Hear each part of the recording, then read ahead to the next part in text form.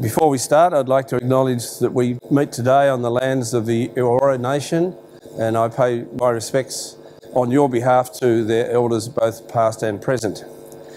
So welcome along to this. This exercise is of great importance to us, and I'll explain why. But before we do this, I'd just like to show you what a great opportunity, but even more importantly, what a great obligation this project is on all of us, not only you and Urban Growth, but everybody in Sydney.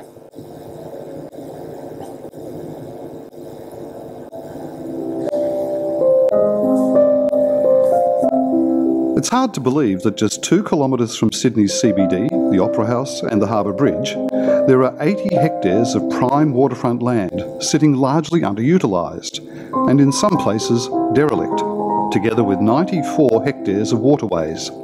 Urban Growth New South Wales plans to change that, to transform this government-owned land by unlocking the waterfront and creating great destinations and great opportunities on the land and the water that will benefit not just local residents, but the broader city of Sydney, the state and the nation. 30,000 years ago, the Cadigal and Wongal clans of the Eora Nation lived around the area. After European settlement, the area became home to a range of different industrial and maritime uses, including abattoirs and timber mills, rowing clubs, a container wharf, grain silos, and, since 2013, the city's international passenger terminal at White Bay.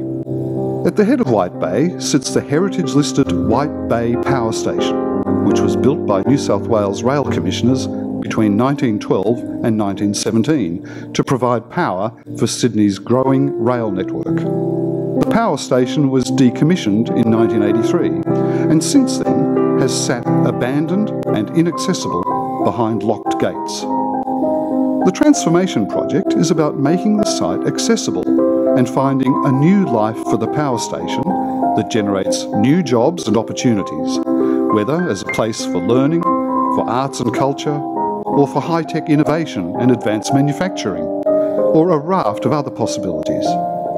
But there's more to White Bay than the power station.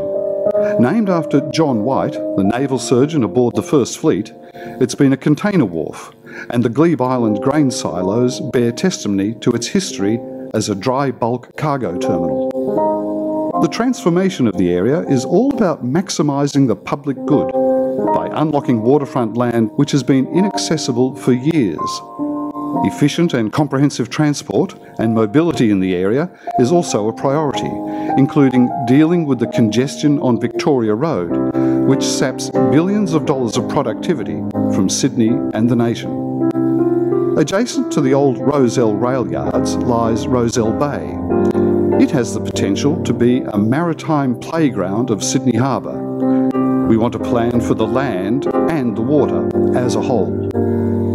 But while the green space of Bicentennial Park sits to the south of the bay, today degraded land sits at the head of the bay, and the northern foreshore, a home to various maritime facilities, including a super yacht marina and a large dry stack storage facility, is effectively inaccessible to the general public. Then there's the Sydney Fish Market, the third largest fish market in the world, on prime waterfront land, less than a 20-minute walk from the heart of the CBD, but crying out for a complete overhaul. Imagine the possibilities if we redeveloped the 1960s market and enabled public access to the waterfront. What about a fresh market district, offering not just fish, but all sorts of fresh produce? We have a set of 20 principles, including public benefit and access, which are guiding our preliminary work on the 30-year transformation plan for the area. But we don't have all the answers. What we do know is that the transformation of the Bays Precinct represents one of the most exciting and ambitious city building opportunities in the world today, and that its success will hinge on mutual trust, goodwill, and collaboration.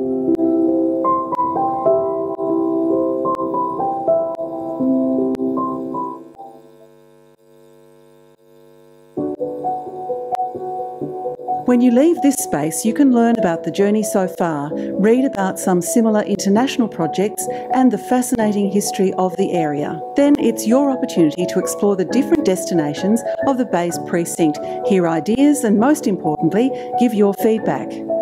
There are many ways to have your say. Please take part in the activities. Talk to people, ask questions. You can even record your feedback in the video booth. Throughout the event, if you have any questions about anything, ask one of the Urban Growth New South Wales ambassadors. They're easy to spot, wearing orange lanyards and orange caps. In the unlikely event of an emergency, please follow instructions from venue security. Emergency exits are clearly labelled. You can also exit via the main entrance, the glass doors to the toilets and at the far end of the hall.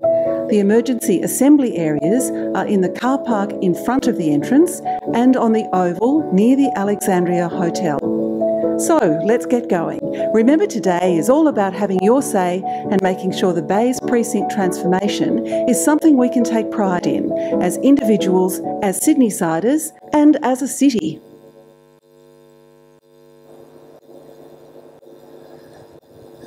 Again, welcome and thank you for coming along today. I'm going to tell you a little bit about what we hope to do, but I'm going to start with reiterating those words of mutual trust, goodwill and collaboration, because that's what we are hopeful of starting a process to join with you on. This is the start of a very long, we hope, process of collaboration, engagement, understanding and cooperation. And it is starting today in many ways. And this year is a year of planning, of outlining our hopes, aspirations and possibilities. And I'll say a little bit more about how we propose to do that. And we hope to engage you in that process all the way through. And then as we move into 2016, that's going to become the year of the start and the year of the project commencement in a whole range of ways. And at that stage, or in the lead up to that stage, there will be the opportunities that I think you're all interested in. So we're going to start in a different place for many reasons. But this is not just about the urban renewal of 80 hectares of land and 94 hectares of water. This is the transformation of the Western Harbour of Sydney and what it means for the rest of the city and the nation. So our ambition is to go way beyond just simply renewing this, to transform it into something that could be as good as anything in the world, if not better, and to drive the international competitiveness and global relevance of Sydney. This is a great place to live. It's a great place to be part of. Its lifestyle is better than anywhere in the world. There's nowhere else in the world where you can go to a beach and have a surf at lunchtime, eat a pie and then go back to work. That's just a little bias from me. But the reality of it is we can't stay that way unless we become more and more effective at competing. There are only two sorts of cities in the world today. I've seen quite a few of them, and I've actually been the CEO of one of the major ones. Those that wish to compete and choose to do so, and those who choose not to compete and to slip back into becoming large country towns. This organisation, the government that drives it, and a whole range of people across Sydney have well and truly decided that we're going to compete. So it's about how we do it and how well we do it. So this ambition is through the creation of 7 new great destinations on this part of the Western Harbour to to transform Sydney and New South Wales and Australia. It's important that we understand this is a national level obligation, because what goes on in Sydney drives what goes on in the nation. So the stakeholders here are not only all of us Sydney-siders, but it's people right across the nation. The precinct objectives are really important. There are lots more areas of activities, but these are some of the really driving factors that in relation to this competitiveness that I spoke about. In terms of the jobs, the sort of jobs that we want to drive is to attract new talent from all over the world by providing access for new industries, ones that are not even thought up or started, or ones that are effective but not here, or that simply come from our call for great ideas, which I'll outline to you later. and so allow people to start in Sydney in a way that's not currently present. We do not want to undertake the process that you can see abroad now, where there's a creation of new areas of the city and people and their jobs are decanted from one area of the city to another, but those people are the same people in the same jobs. We want new jobs to drive the economy, and we also want to make this into a vibrant, wonderful place to be. We have to provide 1.6 million more people by 2031. And therefore we need to get smart about how we do that. But it's not, as I said before, just about housing. It's about how we apply some really smart thinking to make this place as dynamic as it can be. Oh, didn't mean to do that. Importantly, socially inclusive and great places. We want this to be a place, an overall precinct where there are great spaces, great places, great buildings, but more importantly, a place for great experiences. We want people who come here to live, to love it, to stay and to invest. And to do that, we need to make a range of offerings and applications that are currently not there. You saw from the video, it's probably the most significant patch of degraded and underused land in the world in terms of its proximity to the CBD. You think about the great cities of the world, and you think that they would allow 80 hectares of prime waterfront land and 94 hectares of water to exist in the way we allow this to, and this is where the obligation comes. Housing choices. You would have seen some chaff, as I call it, in the newspapers over the weekend about the housing arrangements. I want to be very carefully and powerfully clear here that we are going to provide housing in this area, but we don't know how much and we don't know where yet. But to have 80 hectares of prime land and think about not providing a residential solution is ludicrous. But it's not just all about residential. It's a whole mix of use that we want to explore. And I'll just pause and set something aside that happened yesterday. There was an article in one of the newspapers which said that UrbanGrowth has accepted a $3 billion bid from a Chinese developer to redevelop the fish market and introduce a whole range of new housing. Let me say, as George Bush Sr. once said, read my lips, it's hogwash. We haven't accepted any bids, let alone any money from anybody, including Chinese developers. The whole reason we haven't engaged with the development and construction industries is because we want to show you what it is we want to do before we engage. But there will be no plays like that. There will be no unsolicited proposals accepted on this project. Everything we do in terms of procurement will be open, public and transparent. So I really want to make that point very clear. So the housing we will offer, though, we call it the diversity in housing model, where there will be a whole range of density, heights and locations and styles of dwelling. We're building a model that's never been built before, and we're piloting in 3 places in the city. And so the aim is to deliver a workable model, and one we hope that will work better than anywhere else in the world, because there are not too many effective and operational affordable housing schemes. So we're going to look at it differently, but the diversity of offering is really what I'm hopeful that you'll take on board. So therefore we will look to you for how we deliver that diversity, not only in terms of design and build, but how they are linked, how they go together and how they make this place fantastic.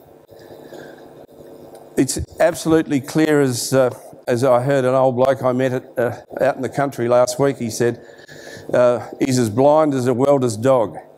And I've never heard that one before, but even a blind welder's dog would understand that we have a solution to come up with in relation to the Bay's transport issues. This is hard to get to, impossible to get out of, and if we're going to introduce a whole range of new offerings and destinations, we need to make it very, very easy for people to use it and to get to work and to get home. So we will, and I'll speak a little bit more about this, but it's fundamentally important that we solve this issue. And then there's the omnipresent building design excellence aspiration. In one of the sessions we had earlier, a lady said to me, design excellence a cliche. And I said, well, how can anything with excellence in it be a cliche? And so we had a bit of a discussion. We've had a few of those over this weekend, let me tell you. And so she agreed to disagree, which is what happens when you get into these conversations. But the reality of it is, you might see it as a word, it might be a cliche. But let me tell you, as an aspiration and an ethos for us, it isn't. We will not allow mediocre designs, mediocre constructions or mediocre applications in this, and we will stay engaged in this process to make certain that doesn't happen. We have set up, or about to set up, a design commission which will be co-chaired by the government architect and Ken Maher, who's one of our board members and an eminent architect, and staffed by a range of international experts to make certain that what we do and what we agree to do is of the highest order. So, some of you have seen this before. This is the business model and the operating platform for Urban Growth New South Wales, and it is all about starting in a different place. The usual application here is we go straight to design and build, and then we hope like hell we can fund it, and then we get on with it and quite often find that we can't, and then we end up in a spiral of poor outcomes. Then once the building's built, we have the design competition, the building's built, and then we suddenly discover that there's no infrastructure to make the building work, and then it's in a part of the city that's unserviced. We're not going to do that. We're going to start by thinking about what it is we're going to do, what the aspirations for Sydney in 2050 are, and what building and applications we need to do. Then we'll go to the funding element of it to work out just what innovation we can bring to fund this in a partnership with you, the private sector, because that's the only way we're going to be able to do this. This is a 20 to 30 year project, and it's probably $25 to $30 billion worth of undertaking.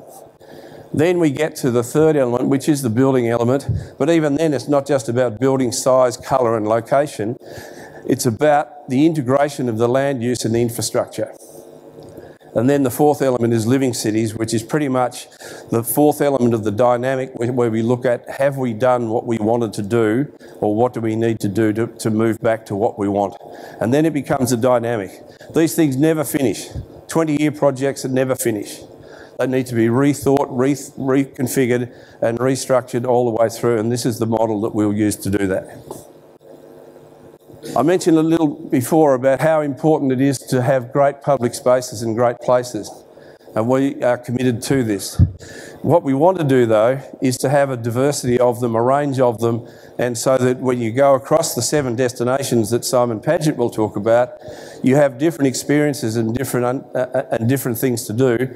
But if you live there, it'll be a wonderfully dynamic place to actually enjoy. And so the design elements that we'll be asking for are to look at how we might be able to do this differently.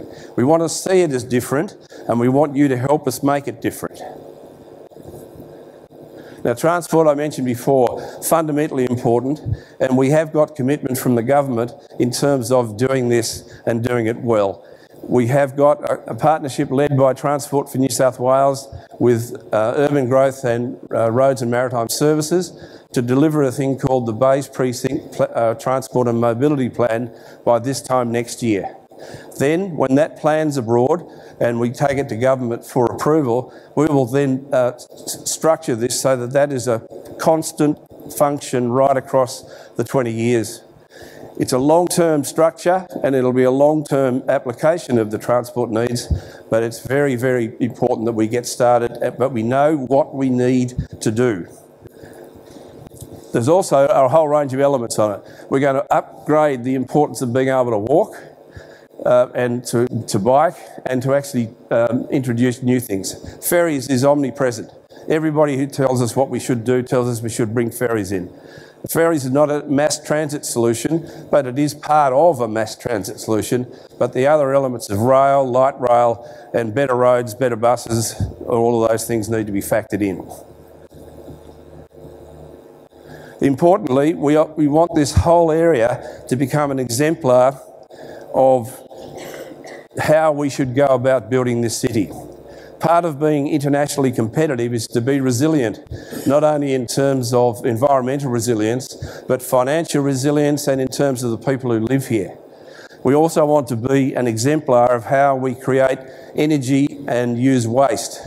We can go 5 kilometres beneath the harbour and tap into geothermal power in a way that's never been done in Sydney before, and we think we should do that and can do that. We also want to look at what this 94 hectares means in terms of being able to cool buildings.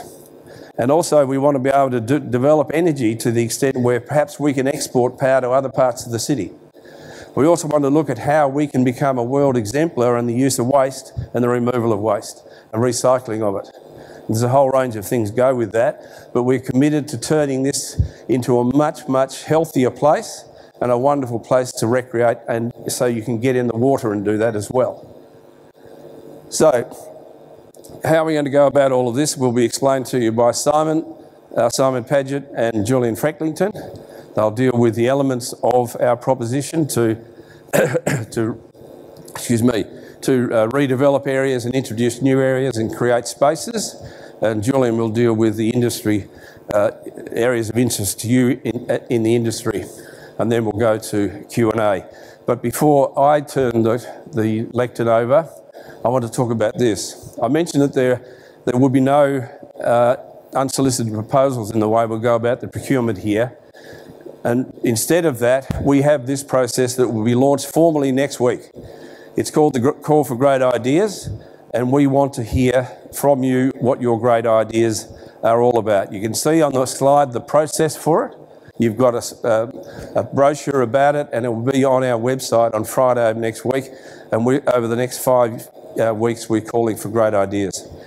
They will be assessed. Every idea will be published. Every idea will be assessed by an expert panel. There will be very strong guidelines to what's going to be allowed, appropriate, and this will include feasibility and things that go with it, so that we'll publish the guidelines that will contain the energy of some of the ideas, and also we'll publish the criteria by which they'll be assessed. There will be an expert panel of assessors who will look at each one of these, and those that truly look like being great ideas will then go forward into the procurement process, which Julian will explain to you. And that includes EOI and the usual process from there. But whatever we do in that process and whatever we do in procurement will be open and transparent.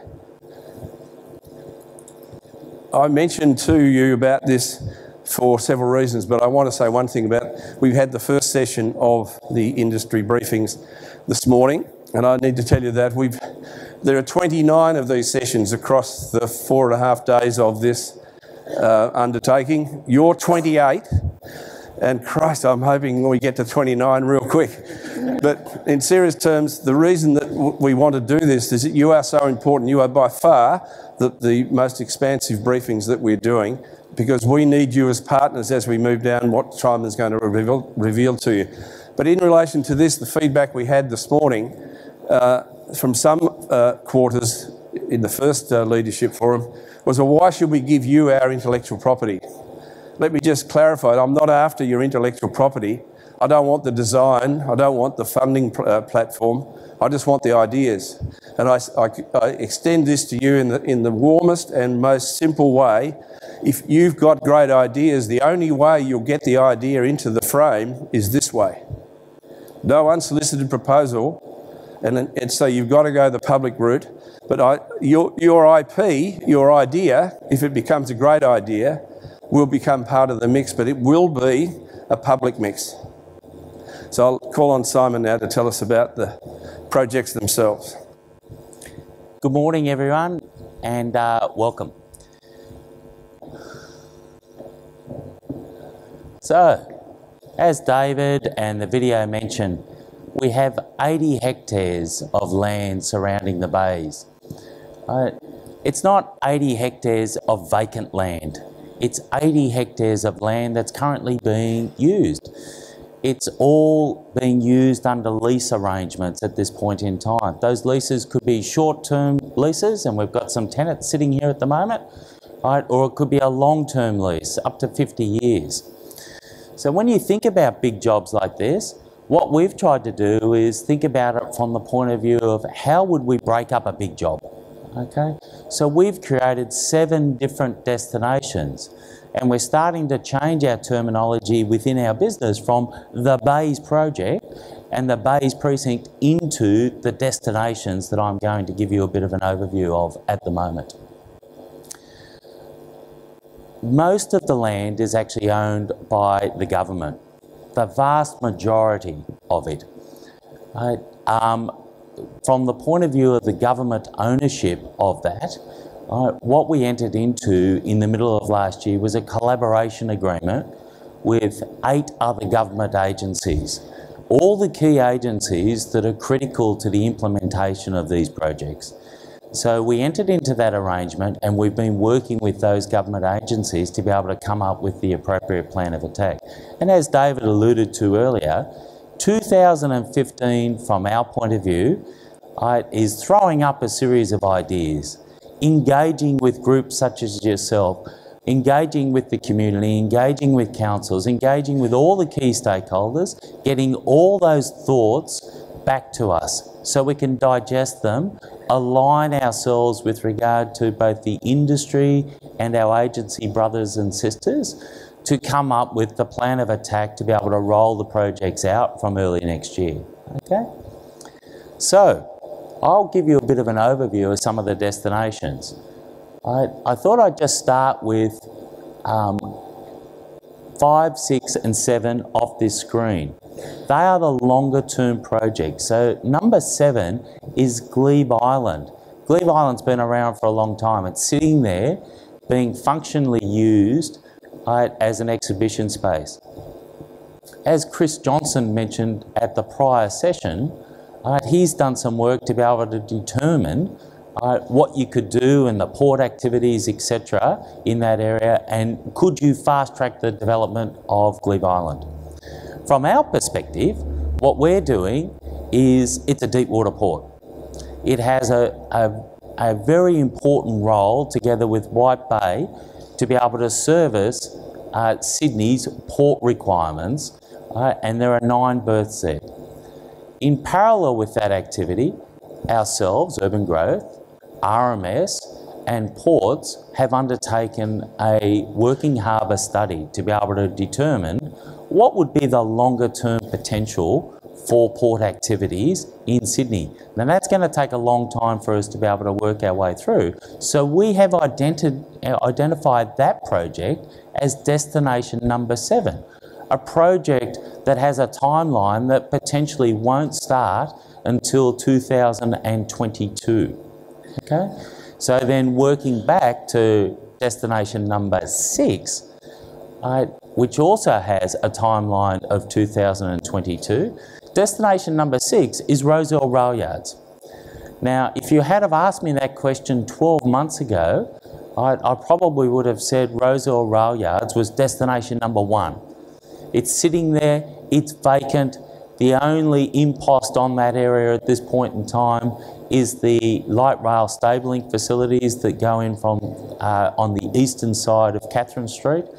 But the rest of it is effectively vacant, sitting there waiting for something to happen.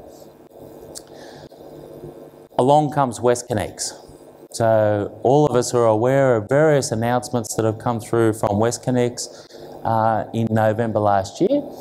And effectively what it means for Rozelle Rail Yards is that we've got stage 3 of WestConnex potentially coming into Rozelle Rail Yards. So what you may end up with is a connection point from the west, a connection point from the south, and there was another announcement which was the potential connection for the Western Harbour Tunnel as well. That junction point will all be in Rozelle Rail Yards. The extent of what that looks like, I don't know. There's a long way to go with respect to what that solution would be. Our role is to work with the WestConnex team to ensure that we can end up with the best possible urban outcome and road solution in that particular location. Okay, so the reason why we've got it as project number 6 is because there's 10 years of construction activity in that area to be able to complete the WestConnex projects. So therefore, there's no point in us thinking about that at this point in time. We're better off prioritising our time into other projects. Which then leads me to project number 5. So as you can see through there, there's a whole lot of necessary harbour and marine activities that occur on the northern foreshore of Rozelle Bay. It's a very important set of services to broader Sydney and the broader harbour operations. And that area there is covered by a number of different leasing arrangements. So if we're looking at prioritisation and where we could start and where we could make a difference, there's a lot of work to go to work through what would be a decanting strategy or relocation plan for that particular area, because those services are still necessary on the harbour. And the second one is we've got to deal with all the lease agreements that are in place. So in reality, we've classified that project as a medium-term project that really won't get a lot of our attention until after 2019. So what I'd like to be able to then focus on is what we would term our immediate projects. Okay? First one being the Bay's waterfront promenade. The ability to connect from Pyrmont all the way through to the point of Balmain. Now, I'll give more of a detailed briefing on each of the immediate destinations, but I'll give you an overview of what our aspiration is for each of those areas. The second one is the Bays Market District. So Sydney Fish Market is ripe for the picking from the point of view of redevelopment. How could we redevelop the Sydney fish markets to broaden the offering of fresh market produce, okay, and a better quality dining offering? How could we actually work with the Sydney fish markets to create the Blackwattle Market District? The third project that we've got, which is combined with the fourth one, is White Bay Power Station. It's sat there for 30 years. A lot of the people in this room probably have a series of plans as to what they could do with the White Bay Power Station, because it's been sitting there derelict for a long period of time. What our plans are to look at doing the redevelopment of White Bay Power Station and its surrounds, and using that as an opportunity to maybe work with Ports Authority to be able to try and address some of their specific concerns with regard to the overseas passenger terminal down on the Balmain Peninsula, right, with regard to the environmental and operational issues down there. So if I go through the specifics, let's talk about the Bays Promenade. That yellow line that's shown there is 5.5 kilometres.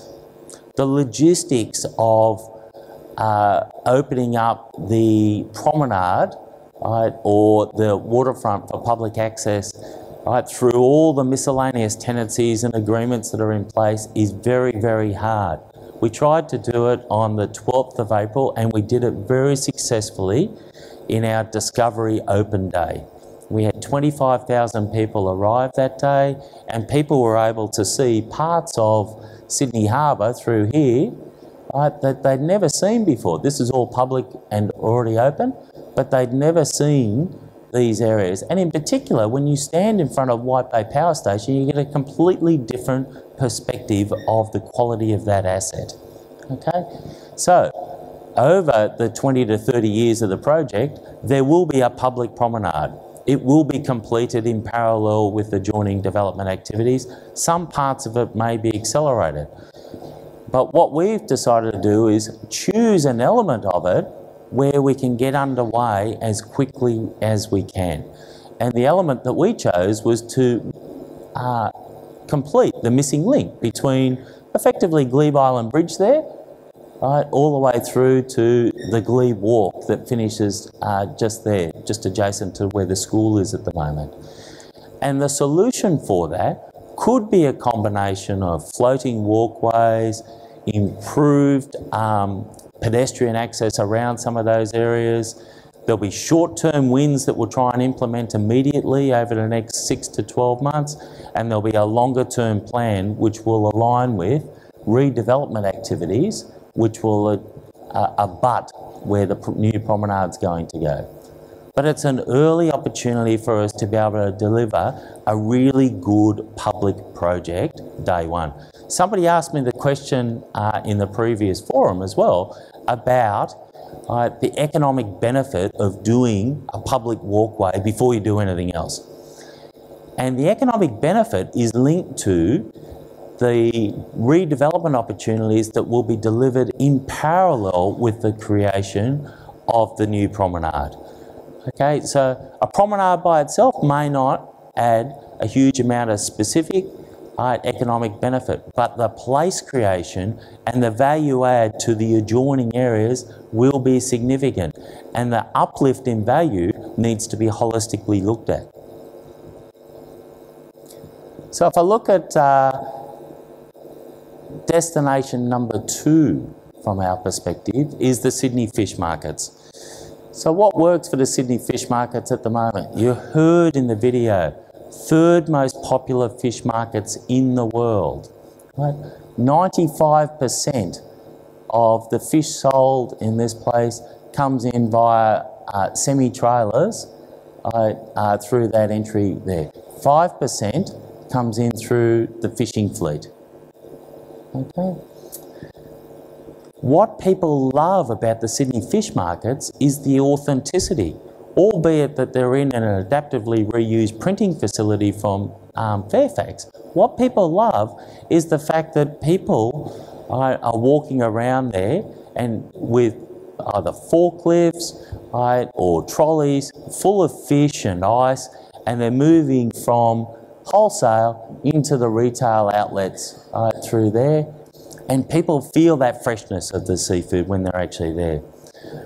Their aspiration in the longer term is to take advantage of their harbourfront location and double their visitation from 2.6 million people a year, of which 20% are from overseas, to the 5.2 million people per year. That's what their aspiration. The way in which that's what their aspiration is.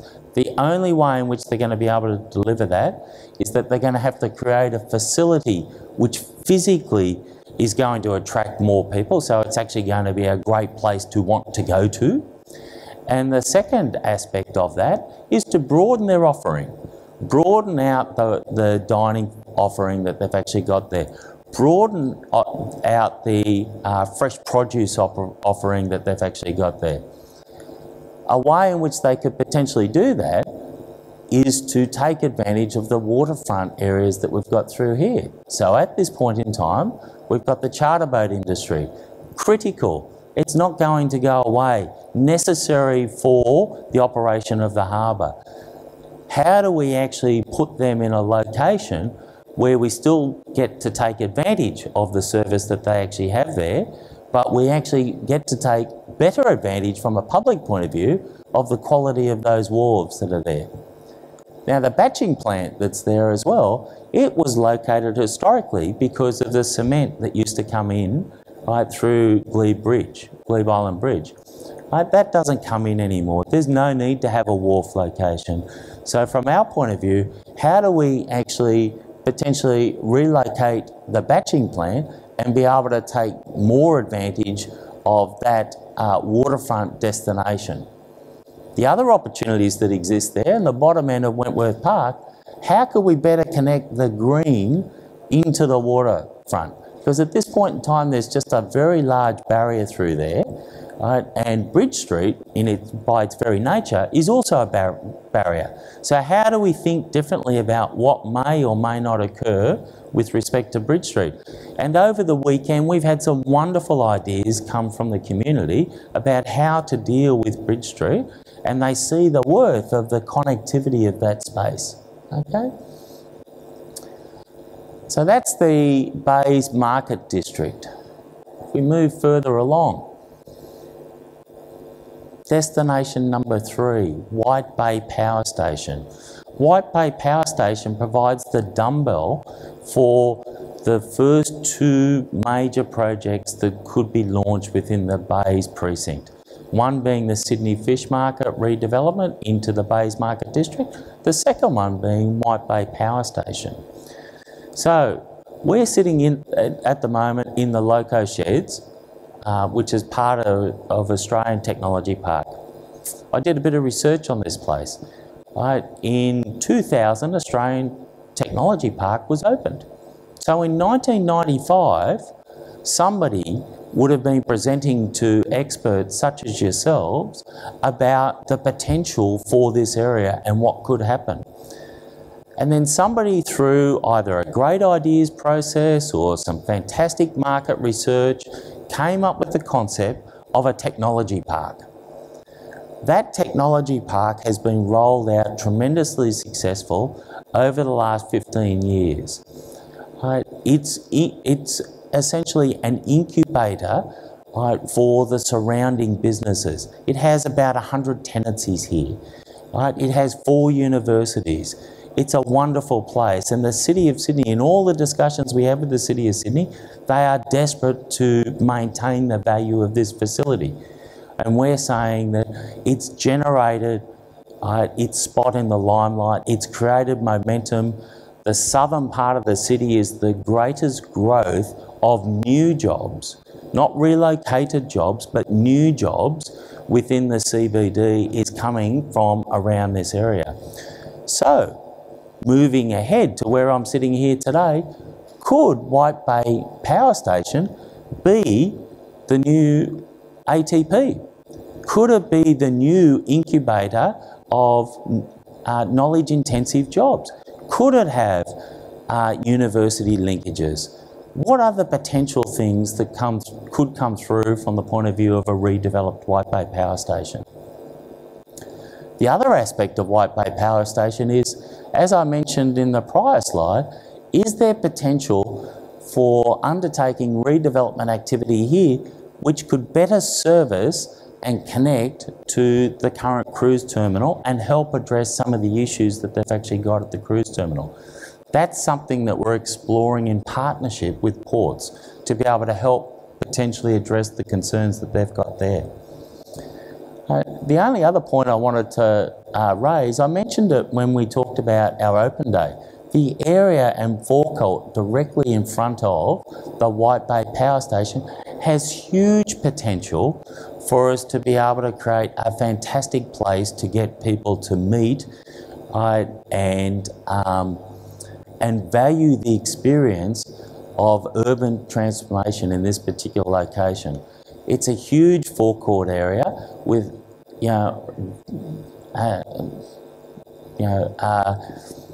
unlimited potential. And from the point of view of the great ideas process, the great ideas process is not just about buildings. It can be about public spaces as well. And if you come up with fantastic ideas for those public spaces, please bring them to the fore. David mentioned earlier today about some of the kids thinking when we did the presentation to all the school students on Friday. Some of them were talking about sporting fields on top of buildings, etc. So we've got opportunities to be able to think more laterally about what we're doing. The kids are actually thinking more laterally. What we need to do is think more laterally as well. And I guess one last message to you all. You've all got views on what you think should happen within the Bays precinct. The 3 projects that I've just described, which is the Promenade, the Bays Market District and the last area being White Bay Power Station, are all individually set up with presentations. Please share your ideas. Tell us what you like about what we're talking about and tell us what you don't like. Any suggestions are good suggestions, so please take advantage of that. I'll just hand over to Julian. Thanks, Julian. Thank you, Simon. So you've heard a little bit, excuse me, from David around the vision and the objectives for the Bays Transformation Plan. Simon has also outlined the destinations, the 7 destinations, and in particular the 4 priority destinations that are the topic of the call for great ideas.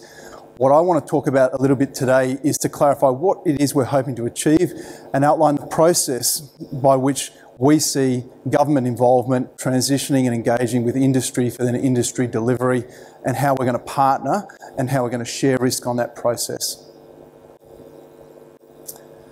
Before I start, I just wanted to recap the overarching global objective for the Bays.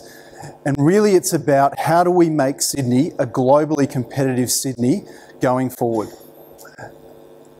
We had the Bays International Summit towards the end of last year, where we invited a whole lot of global luminaries to come out here who've led urban renewal from around the globe and share their thoughts regarding what makes success in an urban transformation and what is it that you really need. And the clear message we had across the board was that you need a strong employment generator.